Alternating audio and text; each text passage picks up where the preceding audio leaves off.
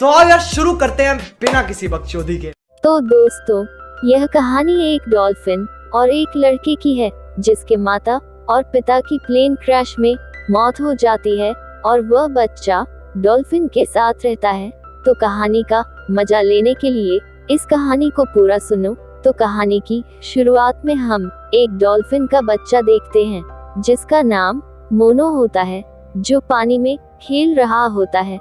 तो उसको एक चमकती हुई रोशनी दिखती है और वह उसे रोशनी की तरफ जाने लगता है और वहां पहुंचता है और देखता है कि वहां पर कोई रोशनी नहीं होती है, बल्कि वहां पर एक ऑक्टोपस होता है जो मोनू को परेशान करने लगता है। तब वहां पर मोनो की माँ आ जाती है और मोनो की माँ को देखकर वह ऑक्टोपस वहां से भाग जाता है। इसके बाद मोनो और मोनो की माँ जा रहे होते हैं। तब ऑक्टोपस उन दोनों पर लोहे की पाइप गिरा देता है और वे दोनों बचने की बहुत कोशिश करते हैं, लेकिन मोनो की माँ पाइप में फंस जाती है।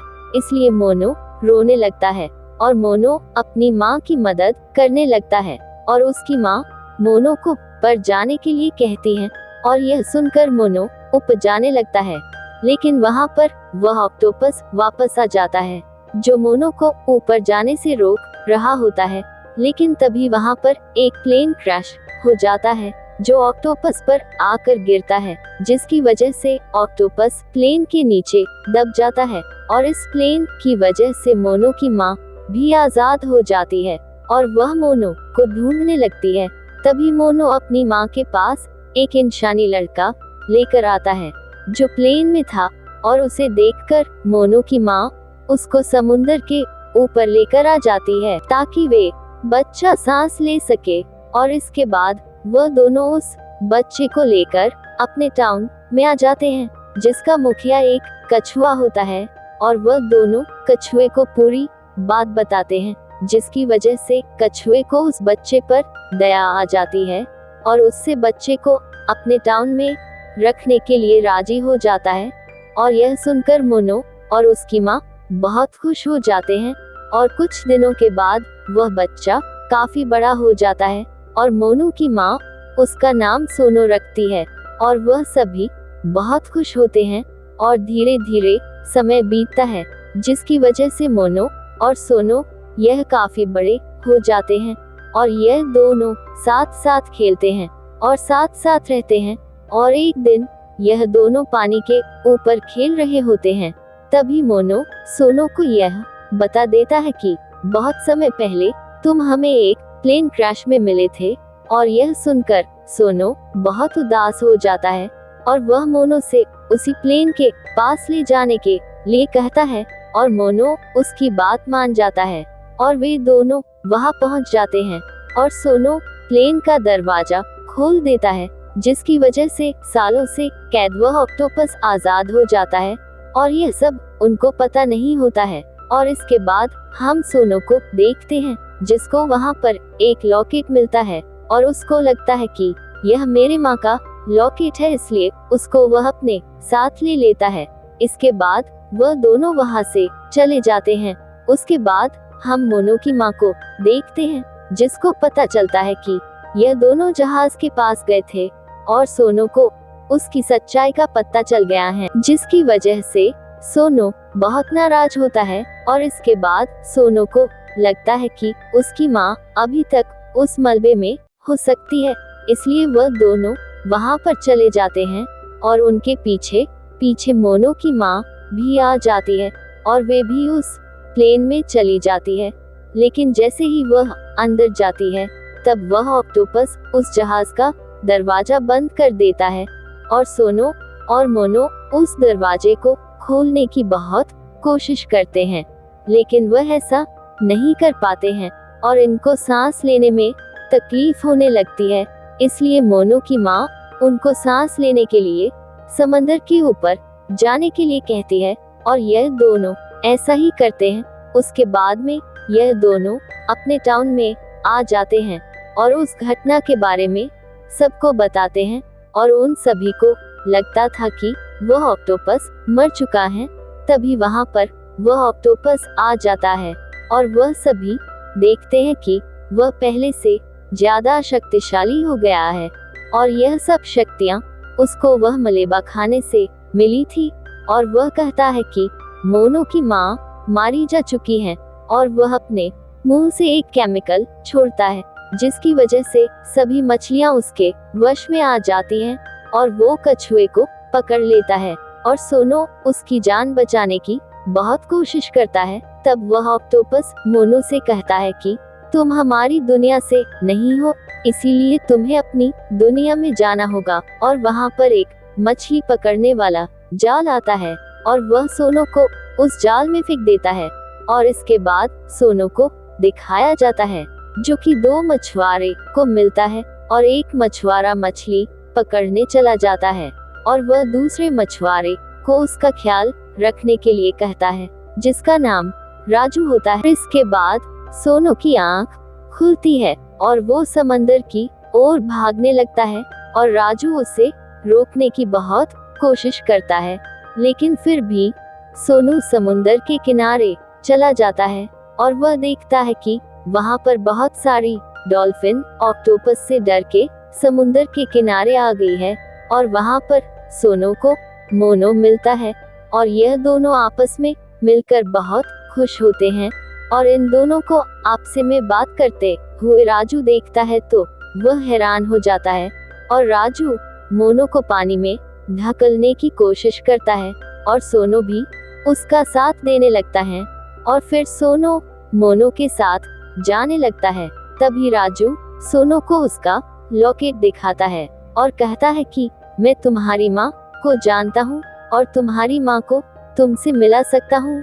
और यह सुनकर सोनो उसकी बात मान लेता है और उसके साथ जाने लगता है।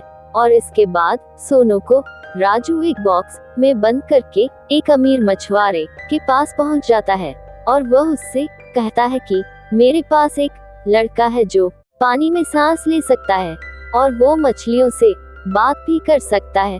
और वह सभी उसकी बात पर यकीन नहीं करते हैं और वह सभी उसका मजाक बनाने लगते हैं। और वह अमीर मछुआरा उसके पास आकर उससे कहता है कि यह बात है तो तुम मुझे स्विमिंग कॉम्पिटिशन में हरा के दिखाओ। और राजू उसकी बात सुनकर उसका चैलेंज को हाँ कर देता है और दूसरी तरफ सोनो उसे बॉक्स से आजाद हो जाता है और इतने सारे लोगों को देखकर डर जाता है। लेकिन तभी उसको एक मछली की चिल्लाने की आवाज आती है और वह उस मछली के पास चला जाता है और वह मछली सोनो से कहती है कि तुम मुझे समुद्र में छोड़ दो। और सोनो उसको समुद्र में छोड़ने के लिए चला जाता है तो सभी लोग उसको चोर समझने लगते हैं और उसके पीछे भागने लगते हैं। तब सोनो बड़ी मुश्किल से उसको पानी में फेंक देता है और वह सभी लोग उसको चोर समझकर पकड़ लेते हैं। तभी वहाँ पर राजू आ जाता है और उसको अपना बेटा बताता है और उसको आजाद करा देता है। और इसके बाद वे मछुआरा सोनो को स्विमिंग कराना स्टार्ट कर देता है और वह उससे कहता है कि अगर तुम मुझे इस बार जीता दोगे तो वह उसको अपनी माँ से मिला देगा। और इसके बाद वह चैलेंज वाला दिन आ जाता है और उस अमीर मछुआरे के लोग पानी में कूदने लगते हैं और मोती जमा करने लगते हैं। और दूसरी तरफ सोनो पानी में कूदकर मोनो को बुलाता है और वे दोनों मोती खोजने लगते हैं। लेकिन सोनो का लॉकेट पानी में गिर जाता है और पानी में ही हम एक आदमी को देखते हैं जिसको सोनो का वह लॉकेट मिल जाता है। और दूसरी तरफ समुंदर के ऊपर अमीर मछुआरे के आदमी बहुत सारे मोती जमा कर लेते हैं, लेकिन सोनू बहुत कम मोती जमा करता है, जिसकी वजह से राजू वह चैलेंज हार जाता है। लेकिन राजू को पता चलता है कि वह मोती बहुत कीमती है, इसलिए वह नाचने लगता है। लेकिन उसकी नाव पर हमला हो जाता है और एक उड़ती हुई चीज उसके सिर पर लगती है, जिसकी वजह से राजू बेहोश हो जाता है। और इन दोनों को होश आता है तो यह अपने आप को एक जहाज पर बंधे हुए पाते हैं और इसके बाद कुछ आदमी उनको एक टापू पर लेकर चले जाते हैं और अपने बॉस के आगे पेश करते हैं।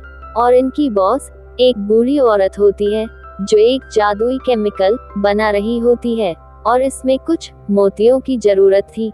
जो मोती राजू के पास थे, और औरत सोनू को देखती है और उसको पहचान लेती है, और वे कहती है कि जब से हमारा प्लेन क्रैश हुआ है तब से मैं तुम्हारी माँ को संभाल रही हूँ। और बहुत साल बीतने पर भी सोनू की माँ को होश नहीं आया था, और वहीं पर बुढ़ा आदमी होता है जो बताता है कि जो प्लेन क्रैश हुआ था उसमें केमिकल है जो सोनू की माँ को ठीक कर सकता है।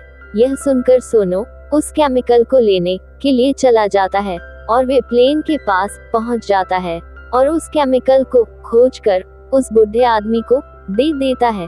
लेकिन जैसे ही वह केमिकल उसे बुढ़े आदमी के हाथ में आता है तो वह अपनी असलियत बता देता है, और बताते हैं कि वह प्लेन उसने ही क्रैश करवाया था, क्योंकि वह एक केमिकल बनाना चाहता था जो समुद्री जीवों को बड़ा कर सके। और केमिकल की खबर सोनू की माँ को पता चल गया था, इसलिए उसने ही वह प्लेन क्रैश करवाया था। और यह सुनकर सोनू को बहुत गुस्सा आता है और वो उसकी तरफ बढ़ता है, लेकिन वह आदमी उसे केमिकल को पानी में डाल देता है, जिसको वो ऑक्टोपस पी लेता है, जिसके कारण वह बहुत शक्तिशाली हो जाता है, और उसे केमिकल की वजह से वो उसे आदमी के कंट्रोल में आ जाता है, और वो ऑक्टोपस सोनू को खत्म करने ही वाला होता है।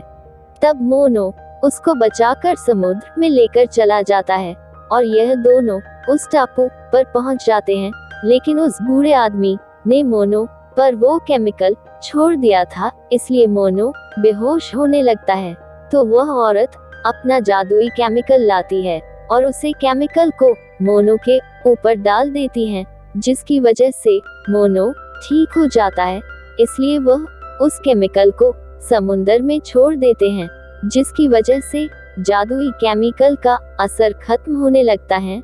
और उसके बाद वह सभी मिलकर उस ऑक्टोपस पर हमला करने चले जाते हैं, लेकिन उसे आदमी के पास बहुत केमिकल होता है, जिसकी वजह से उस ऑक्टोपस को बहुत सारा केमिकल पिला देता है, और इसी कारण वो एक राक्षस का रूप ले लेता है, और वो इतना खतरनाक हो जाता है कि उसे आदमी को ही खा जाता है। और वो ऑक्टोपस उस टापू पर पहुंच जाता है, जिसे पर उसकी माँ होती है, और उसको देखकर सोनू उदास हो जाता है और वह रोने लगता है।